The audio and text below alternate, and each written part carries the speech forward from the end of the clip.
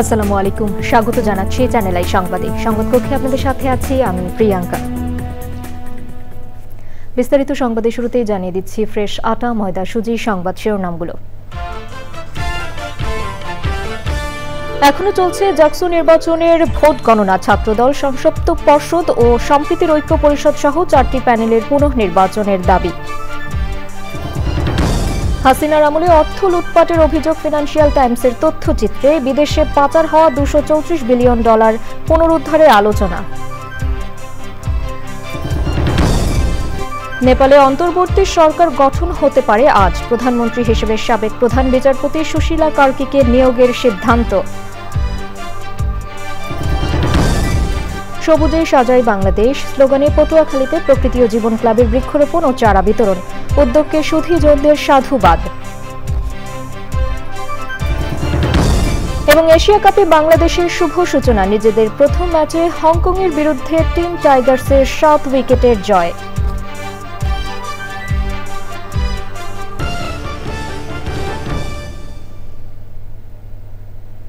সংবাদ শিরোনামগুলো জানাচ্ছিলাম। এখনকার সংবাদ আয়োজন একই সঙ্গে চ্যানেল আই এর ইউটিউব চ্যানেলে এবং চ্যানেল আই এর ওটিটি প্ল্যাটফর্ম আই স্ক্রিনে লাইভ স্ট্রিম হচ্ছে। যাচ্ছে বিস্তারিত সংবাদে। জাহাঙ্গীরনগর বিশ্ববিদ্যালয় কেন্দ্রীয় শিক্ষার্থী সংসদ জাকসু ও হল সংসদ নির্বাচনের ভোট গণনা এখনও শেষ হয়নি।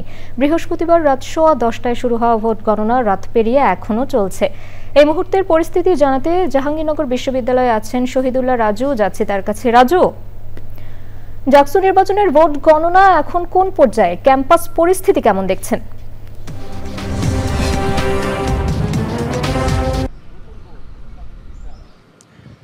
প্রিয়াঙ্কা, জাহাঙ্গীরনগর বিশ্ববিদ্যালয় শিক্ষার্থী সংসদ জাকসুর ভোট গণনা এই মুহূর্তে স্থগিত রয়েছে। প্রায় বিশ্ববিদ্যালয়ের শিক্ষক, চারুকলা অনুষদের শিক্ষক জান্নাতুল ফেরদৌস মৌমিতা, উনি মৃত্যুবরণ করেছেন। দায়িত্ব পালন করতে এসে অসুস্থ হয়ে পড়েন, পরে হাসপাতালে নিলে উনি কর্তব্যরত চিকিৎসক ওনাকে মৃত ঘোষণা করেন। তার বাদ জুম্মা তার জানাজা অনুষ্ঠিত হচ্ছে এখন জাহাঙ্গীরনগর বিশ্ববিদ্যালয় কেন্দ্রীয় মসজিদে। এর জন্য এবং দুপুরের খাবারের জন্য 1 ঘন্টার জন্য বিরতি দিয়েছে ভোট গণনার জন্য। তবে যেসব ব্যালট বাক্স খোলা হয়েছিল সেগুলো গণনা চলছিল। নতুন করে ব্যালট বাক্স খোলা হচ্ছে না এই দুপুর 1টা থেকে 2টা পর্যন্ত। আর একটা বিষয় জানিয়ে রাখি যে হল সংসদ 21টি হল সংসদের মধ্যে 18টির গণনা শেষ হয়ে গেছে এবং এর 3টি হল সংসদের ভোট গণনা এখনো বাকি রয়েছে। এর মধ্যে একটি যে প্রীতিরতা হল, যেটার দায়িত্বে ছিলেন জান্নাতুল ফেরদৌস, সেটিও এখনো বন্ধ রয়েছে। এরপর সে হলের ভোট গণনা শুরু হবে। আর একটা বিষয় জানিয়ে রাখি যে এই ভোট গণনা নতুন করে শুরু হলে তারপর কিন্তু জাকসুর যে কেন্দ্রীয় নির্বাচন, কেন্দ্রীয় জাকসুর কমিটি, সেটার ফল গণনার জন্য ব্যালট বাক্স খোলা হবে এবং ভোট গণনা শুরু হবে। সেক্ষেত্রে নির্বাচন কমিশন থেকে জানিয়েছে যে সেটা হয়তোবা 3টা বা 3:30টার পর থেকে জাকসুর যে নির্বাচনের ফলাফল সেটির গণনা শুরু হবে। এখন শুধু হলগুলোর কিন্তু ভোট গণনা চলছে এবং সেটার 3টি হলের ফলাফলের জন্য ভোট গণনা এখনো কিন্তু বাকি আছে। সেটি 2টার পর থেকে আবার গণনা শুরু হবে। প্রিয়াঙ্কা, ধন্যবাদ রাজু আপনাকে। আমরা পরবর্তীতে আরো জানবো আপনার কাছে। জাহাঙ্গীরনগর বিশ্ববিদ্যালয় কেন্দ্রীয় শিক্ষার্থী সংসদ জাকসু ও হল সংসদ নির্বাচনের ভোট গণনা সকাল বৃহস্পতিবার রাত 10:15 থেকে এখন পর্যন্ত 17টি হল সংসদের ভোট গণনা শেষ হয়েছে। তবে অনিয়ম কারচুপির অভিযোগে পুনর্নির্বাচনের দাবি জানিয়েছে ছাত্রদল সহ কয়েকটি প্যানেল। জাকসু নির্বাচনে ভোট গণনার দায়িত্ব পালনের সময় হঠাৎ অসুস্থ হয়ে চারুকলা বিভাগের সহকারী অধ্যাপক জান্নাতুল ফেরদৌস মৌমিতার মৃত্যু হয়েছে। শহীদুল্লাহ রাজুর রিপোর্ট। জাহাঙ্গীরনগর বিশ্ববিদ্যালয় শিক্ষার্থী সংসদ জাকসুতে 33 বছর পর হওয়া নির্বাচনের ভোট গণনা শুরু হয় বৃহস্পতিবার রাত 10:15টায়। প্রার্থীদের অনেকেই আধুনিক মেশিনে অনাস্থা জানানোয় 21টি হলের সবকটির ভোট গণনা চলছে ম্যানুয়াল পদ্ধতিতে। 3টি হলের বাকি থাকবে, 3টি হলের 2টো থেকে শুরু হয়ে যাবে যারাই আসবেন। আর আমরা আশা করছি কেন্দ্রীয় শিক্ষার্থীর যেই ব্যালট বাক্স আছে সেটি আনুমানিক 3টার দিক থেকে আমরা শুরু করব। শুক্রবার সকাল 7:30টার দিকে ভোট গণনার জন্য সিনেট ভবনে আসেন চারুকলা বিভাগের সহকারী অধ্যাপক জান্নাতুল ফেরদৌস মৌমিতা। ভোট গণনা কক্ষের দরজার সামনে হঠাৎ পড়ে যান তিনি। বেসরকারি একটি মেডিকেল কলেজ হাসপাতালে নেওয়া হলে চিকিৎসক তাকে মৃত ঘোষণা করেন। এর আগে বৃহস্পতিবার সকাল ৯টায় ভোট গ্রহণ শুরু হলেও নানা অনিয়মের অভিযোগ ওঠে। দুপুরে কয়েকটি কেন্দ্রে ভোট গ্রহণ বন্ধ হয়ে যায়। বিকেল ৫টায় ভোট শেষ হলেও গণনা শুরু হয় প্রায় ৫.৫ ঘন্টা পর। মধ্যরাতে সংবাদ সম্মেলনে নির্বাচন কমিশন পক্ষপাত দুষ্ট আচরণ করছে বলে অভিযোগ করেন শিক্ষার্থী ঐক্য ফোরামের ভিপি প্রার্থী। সুষ্ঠু নির্বাচন আয়োজন নিয়ে প্রশাসনের সদিচ্ছা ও প্রস্তুতির অভাব ছিল। মনে হয়েছে অনিচ্ছা সত্ত্বেও নির্বাচন আয়োজন করতে বাধ্য হয়েছে বিশ্ববিদ্যালয় প্রশাসন। নানা অনিয়মের অভিযোগে নির্বাচন বর্জনের ঘোষণা দেয় ছাত্রদলের প্যানেল। নির্বাচন কমিশন জানিয়েছে, আবাসিক হল সংসদের ভোট গণনা শেষ হলে শুরু হবে কেন্দ্রীয় সংসদের ব্যালট গণনা। জাহাঙ্গীরনগর বিশ্ববিদ্যালয় থেকে Shahidullah Raju, channel I. BNP স্থায়ী কমিটির সদস্য অধ্যাপক ডক্টর এজেড.এম. জাহিদ হোসেন বলেছেন, মানুষ নির্বাচন ব্যবস্থার উপর আস্থা রাখতে চায়, কিন্তু যারা নির্বাচন প্রক্রিয়ার সঙ্গে জড়িত তারা যেন এমন কিছু না করে যাতে মানুষের আস্থা নষ্ট হয়। সকালে রাজধানী শেরেবাংলা নগরের ডিপ্লোমা ইঞ্জিনিয়ার্স অ্যাসোসিয়েশনের নতুন কমিটির নেতাদের নিয়ে বিএনপির প্রতিষ্ঠাতা ও সাবেক রাষ্ট্রপতি জিয়াউর রহমানের সমাধিতে শ্রদ্ধা নিবেদন শেষে তিনি বলেন, নির্বাচন প্রক্রিয়ার সঙ্গে জড়িতদের নিরপেক্ষতা ধরে রাখতে হবে।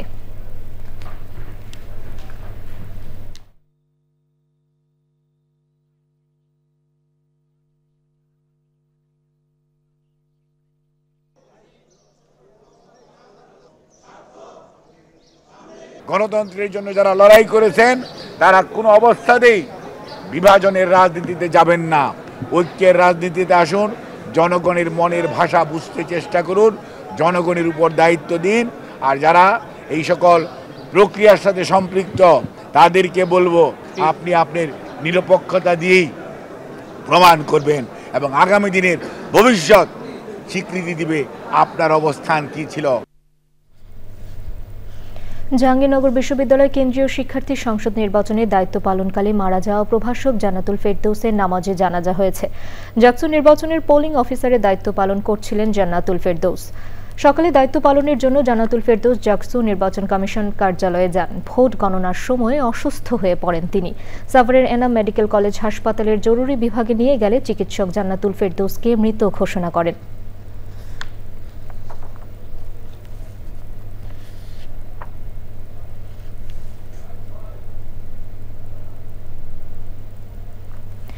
শেখ হাসিনার ১৫ বছরের শাসনামলে বাংলাদেশ থেকে প্রায় $234 বিলিয়ন বিদেশে পাচার হয়েছে এমন অভিযোগ উঠে এসেছে লন্ডন ভিত্তিক দৈনিক ফিনান্সিয়াল টাইমস নির্মিত তথ্যচিত্রে। বাংলাদেশের মিসিং বিলিয়ন শিরোনামের ২১ মিনিটের তথ্যচিত্রে পাচার অর্থ পুনরুদ্ধারের সম্ভাবনা নিয়ে আলোচনা করেছে এফটি। কথা বলেছে বিক্ষোভকারী, রাজনীতিক, ব্যবসায়ী ও বিশেষজ্ঞদের সঙ্গে। উঠে এসেছে বাংলাদেশে চলমান সংস্কার উদ্যোগ ও নির্বাচনের প্রসঙ্গ। নাফিস ইফতিখারের report. The scale of corruption in Bangladesh is beyond anything I've ever seen in any country in the world. British গণমাধ্যম ফিনান্সিয়াল টাইমস নির্মিত তথ্যচিত্রে উঠে আসে কি প্রেক্ষাপটে শেখ হাসিনা সরকারের পতন হয়েছিল। তথ্যচিত্রে বলা হয়েছে, হাসিনা সরকারের দুর্নীতি ও অর্থ পাচারের তথ্য জনমনে অসন্তোষ তৈরি করে এবং এই ক্ষোভ শেষ পর্যন্ত কোটা বিরোধী আন্দোলনের সাথে একীভূত হয়ে সরকার পতনে ভূমিকা রাখে। লন্ডনকে বৈশ্বিক অর্থ পাচারের কেন্দ্র বলে উল্লেখ করে তথ্যচিত্রটি। শেখ হাসিনার বোন শেখ রেহানার ব্রিটিশ নাগরিকত্ব এবং ভাগ্নি টিউলিপ সিদ্দিকের ব্রিটিশ এমপি হওয়ার যোগসূত্র টানা হয় তথ্যচিত্রে। ফিনান্সিয়াল টাইমস নিজেদের তদন্তে ২০০০ সালে টিউলিপ সিদ্দিকের নামে একটি প্রপার্টি হস্তান্তরের কথা উল্লেখ করে। তথ্যচিত্রে বলা হয়, লন্ডনে এমন বহু প্রপার্টির মালিকানা শেখ হাসিনা সরকারের ঘনিষ্ঠদের কাছে রয়েছে। বিশেষভাবে উল্লেখ করা হয় সাবেক ভূমিমন্ত্রী সাইফুজ্জামান চৌধুরী জাবেদের কথা, যার ৩০০-র বেশি প্রপার্টির হদিস পাওয়ার দাবি করেছে ফিনান্সিয়াল টাইমস। বাংলাদেশের ব্যাংকিং খাতের দুর্নীতি, নৈরাজ্য এবং এস আলম গ্রুপের স্বেচ্ছাচারিতার কথা বলা হয়েছে তথ্যচিত্রে। ব্যাংক পরিচালকদের জোর করে এমনকি অস্ত্রের মুখে পদত্যাগ করানোরও অভিযোগ আনা হয়। It's an amazing thing what they did. They simply removed the board on gunpoint and produced their own board. Financial টাইমসের দক্ষিণ এশিয়া ব্যুরো প্রধান বলেন, দুর্নীতির কথা সবাই জানলেও ভয়ে মুখ খোলেনি কেউ। Around the large amounts of money that they were rumored to be taking out of the country and spiriting away abroad. তথ্যচিত্রে বলা হয়, অন্তর্বর্তী সরকারের প্রধান হিসেবে শুরুতে ডক্টর ইউনূসের জনপ্রিয়তা থাকলেও দ্রুত নির্বাচন দেওয়ার চাপ রয়েছে। সরকার সার্বিক সংস্কারকে গুরুত্ব দিচ্ছে, সেজন্যই পাচার অর্থ ফেরত আনার এই চেষ্টা। We don't want to create another fascist regime, weaponizing everything, the government functionaries and the judiciary and so on. অন্তর্বর্তী সরকার অন্য দেশগুলোকে ব্রিটেনের মতো পদক্ষেপে রাজি করাতে পারলে এই প্রক্রিয়া গতিশীল করা সম্ভব, বলছে financial Times. To take action like has happened in the UK with the National Crime Agency, then those wheels will be set in motion. Financial টাইমসের আশঙ্কা, জুলাই গণঅভ্যুত্থান একটি টার্নিং পয়েন্ট হলেও রাজনৈতিক পালাবদলে আবারও কোনো গোষ্ঠীর কুক্ষিগত হয়ে যেতে পারে ক্ষমতা। নাফিস ইফতেখার, চ্যানেল আই। ব্রয়লার মুরগি বাদে ঢাকার বাজারে নিত্যপণ্যের দাম গত সপ্তাহের তুলনায় খুব একটা হেরফের হয়নি। শান্তিনগর বাজারে ঘুরে দেখা গেছে, ভারতের চাল আসতে শুরু করায় দাম স্থিতিশীল, সবজির দামও তুলনামূলকভাবে কম। পেঁয়াজ, আদা, রসুন সহ মশলার বাজারও আর চড়েনি। তবে সব পণ্যের দাম বৃদ্ধি পেয়ে এমন জায়গায় পৌঁছে গেছে যে আর না বাড়লেও স্বস্তি নেই ক্রেতাদের। রেজভি নেওয়াজের রিপোর্ট।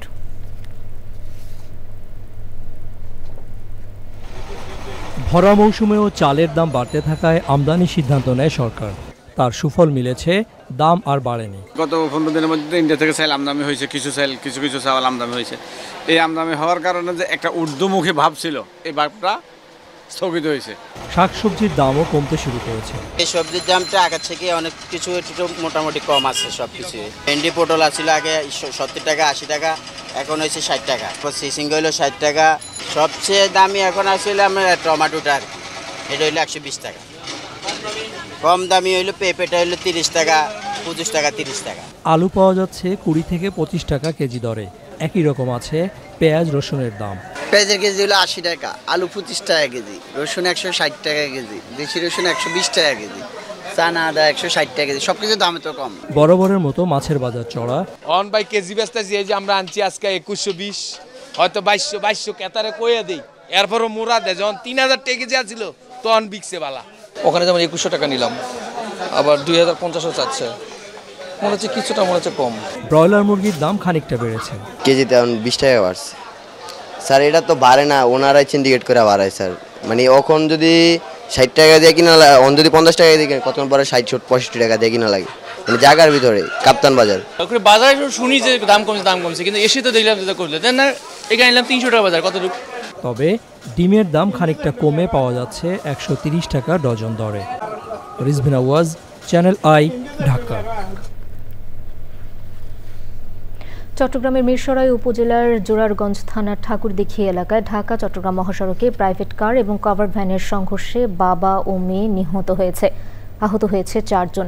নিহতরা হলেন গোলাম সরোয়ার এবং তার 3 বছরের মেয়ে মুস্কান। সকাল 9টার দিকে এই দুর্ঘটনা ঘটে। প্রাইভেট কারের থাকা আরও 4 জন আহত। তাদের মধ্যে 2 জনকে চট্টগ্রাম মেডিকেল কলেজ হাসপাতালে পাঠানো হয়েছে বলে জানান জোরারগঞ্জ হাইওয়ে থানার ওসি বোরহান উদ্দিন।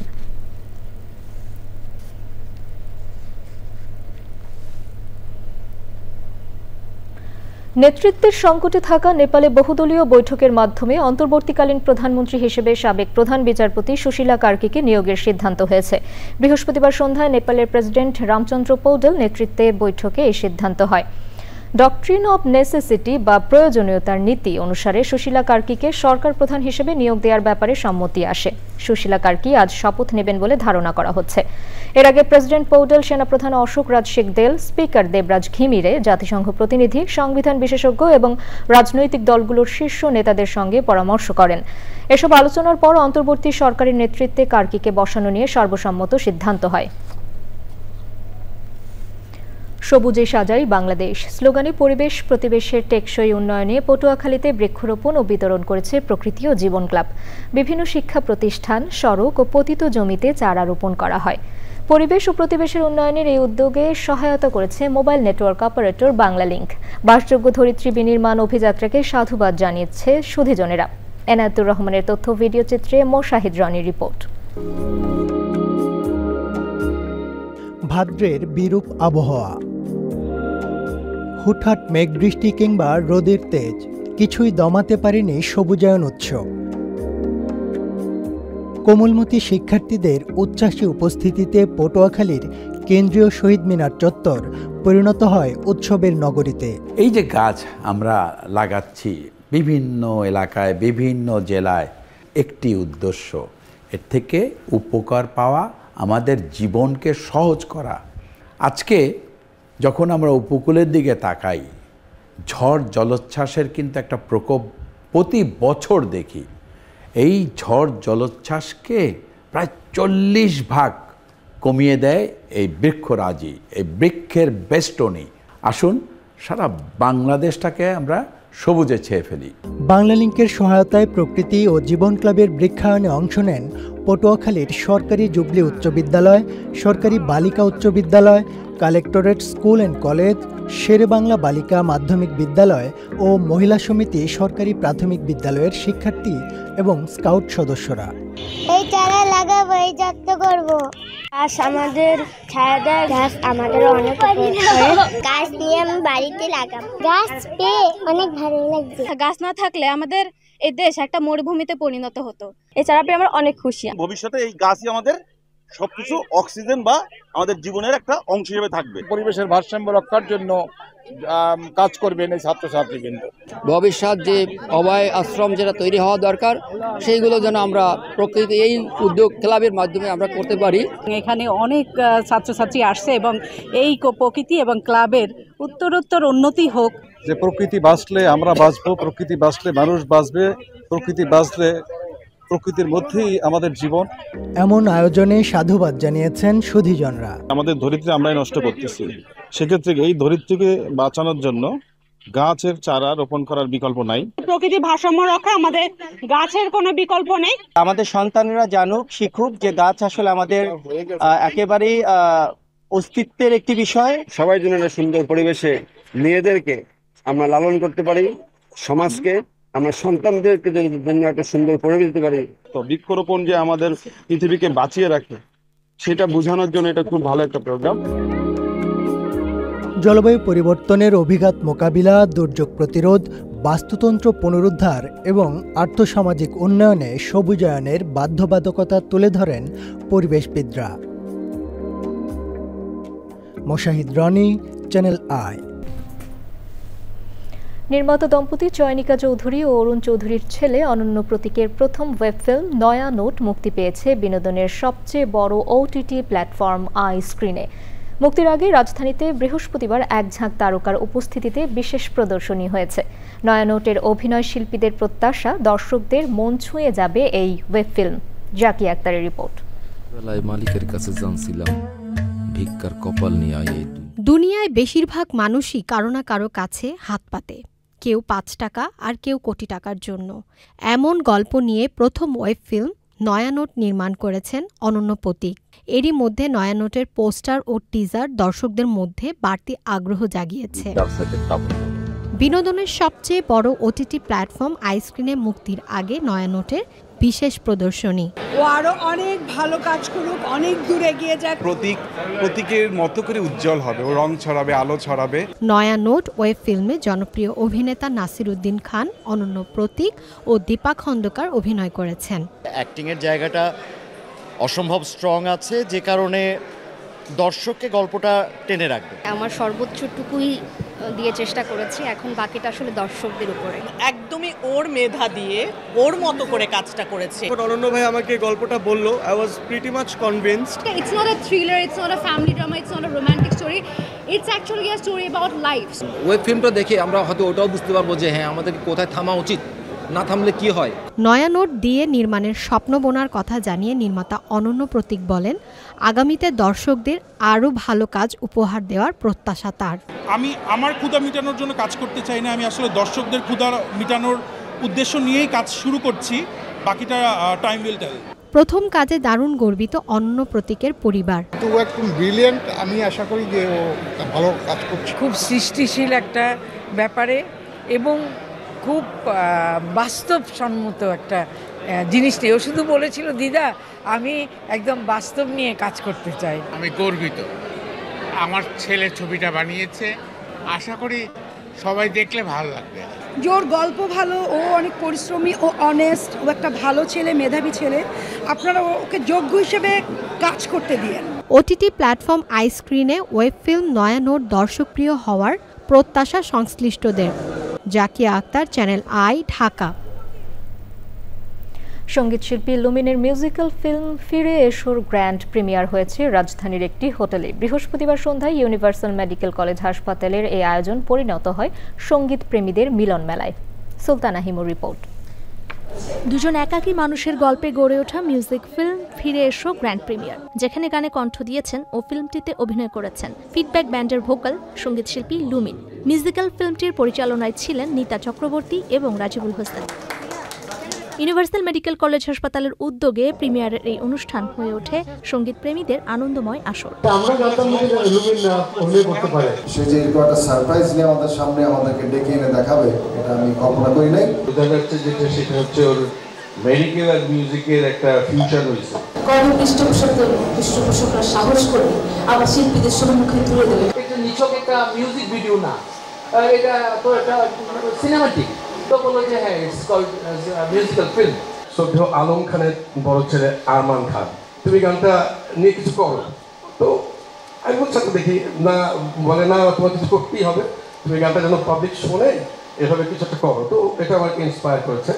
স্টুডিও আরাম কেদারার প্রযোজনায় নির্মিত এই মিউজিক্যাল ফিল্মের স্ট্রিমিং পার্টনার প্রথম আলোর Chorki music. Sultana Himu, channel I, Dhaka. ইসরায়েলের প্রধানমন্ত্রী বেনিয়ামিন নেতানিয়াহু বলেছেন স্বাধীন ফিলিস্তিন রাষ্ট্র মেনে নেওয়া হবে না। পশ্চিম তীর দুই ভাগ করে ইহুদি বসতি স্থাপন সম্প্রসারণের নীতিমালায় সম্মতি দিয়ে নেতানিয়াহু বলেন, পশ্চিম তীরে ইসরায়েলের জনসংখ্যা বাড়িয়ে দ্বিগুণ করা হবে। কাতারে ইসরায়েলের হামলার প্রতিক্রিয়ায় রবি এবং সোমবার দোহায় দুদিনের জরুরি বৈঠক বসেছে মুসলিম দেশগুলো। আমিনা রহমান সুপ্তি রিপোর্ট। 2025 সালের 11 সেপ্টেম্বর দখলকৃত পশ্চিম তীরের মা আলে আদমিমে একটি সম্প্রসারিত বসতি স্থাপন পরিকল্পনা এগিয়ে নিতে চুক্তি সই করেছেন ইসরায়েলি প্রধানমন্ত্রী বেনিয়ামিন নেতানিয়াহু। চুক্তির লক্ষ্য বসতির উন্নয়ন দ্রুত এগিয়ে নেওয়া। নতুন বসতি স্থাপন প্রকল্প বিষয়ে চুক্তি সই অনুষ্ঠানে নেতানিয়াহু বলেন, ফিলিস্তিনি রাষ্ট্র হতে না দেওয়ার অঙ্গীকার পূরণ করতে যাচ্ছেন তিনি। পশ্চিম তীর ইসরায়েলের জায়গা উল্লেখ করে তিনি ঘোষণা দেন, ইসরায়েল সরকার গাজায় ইসরায়েলের সংখ্যা দ্বিগুণ করবে। ফিলিস্তিনি কর্তৃপক্ষের প্রেসিডেন্টের মুখপাত্র নাবিল আবু রুদেইনা বৃহস্পতিবার বলেন, পূর্ব জেরুজালেমকে রাজধানী করে একটি ফিলিস্তিনি রাষ্ট্রই এ অঞ্চলের শান্তির চাবিকাঠি। 12 বর্গ কিলোমিটার জমির উপর গড়ে ওঠা এই বসতিটি ইস্ট 1 বা E1 নামে পরিচিত। এখানে 3,400 নতুন বাড়ি নির্মাণের পরিকল্পনা রয়েছে। এ পরিকল্পনা বাস্তবায়ন হলে পশ্চিম তীরের একটি বড় অংশ দখলকৃত পূর্ব জেরুজালেম থেকে বিচ্ছিন্ন হয়ে পড়বে। ওই অঞ্চলের হাজারো ইসরায়েলি বসতিও একটি অন্যটির সাথে সংযুক্ত হবে। বিশ্লেষকরা বলেছেন, এ পদক্ষেপ কার্যত ভবিষ্যতে ফিলিস্তিনি রাষ্ট্র গঠনের সব সম্ভাবনা নষ্ট করে দেবে। 2024 সালের সেপ্টেম্বরে জাতিসংঘ সাধারণ পরিষদ ইসরায়েলকে পশ্চিম তীর থেকে সেনা প্রত্যাহার, বসতি নির্মাণ বন্ধ এবং দখলকৃত এলাকা থেকে বসতি উচ্ছেদ করার আহ্বান জানায়। শতাধিক দেশ এ পক্ষে ভোট দেয়। বসতি সম্প্রসারণের খবর আসার মধ্যেই সহিংসতা বেড়েছে। দোহায় হামাস নেতাদের লক্ষ্য করে ইসরায়েলি হামলার বিষয়ে আলোচনা করার জন্য রোববার এবং সোমবার কাতারের রাজধানীতে একটি জরুরি আরব ইসলামিক শীর্ষ সম্মেলন হবে। এখন পর্যন্ত গাজায় শুরু হওয়া যুদ্ধে কমপক্ষে 64,656 জন নিহত এবং 1,63,503 জন আহত হয়েছেন। Amina Rahman Supti, channel I. এবারে নিটোল টাটা কৃষি সংবাদ।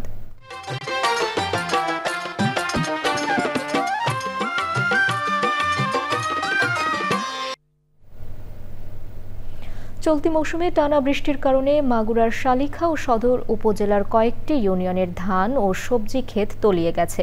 জেলা কৃষি বিভাগের হিসাবে এতে প্রায় 17 কোটি টাকার ক্ষতির মুখে পড়েছেন স্থানীয় কৃষক। এবারে প্রকৃতি সংবাদ।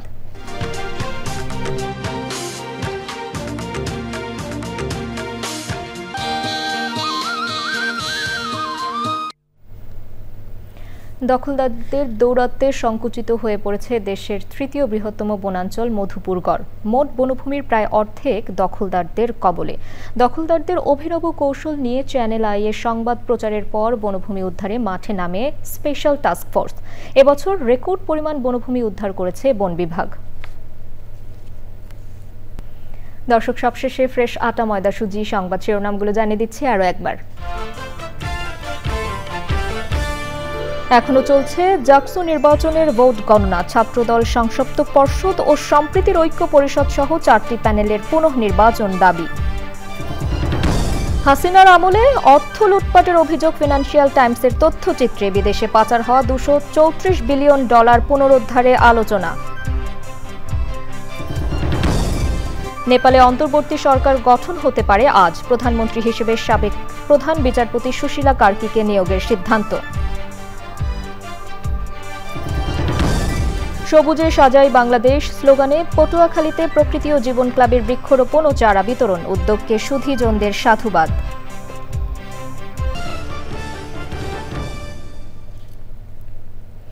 চ্যানেল আইয়ের সর্বশেষ সংবাদ জানতে ভিজিট করুন channelionline.com এ। যুক্ত থাকুন আমাদের সোশ্যাল মিডিয়া প্ল্যাটফর্মগুলোর সাথে।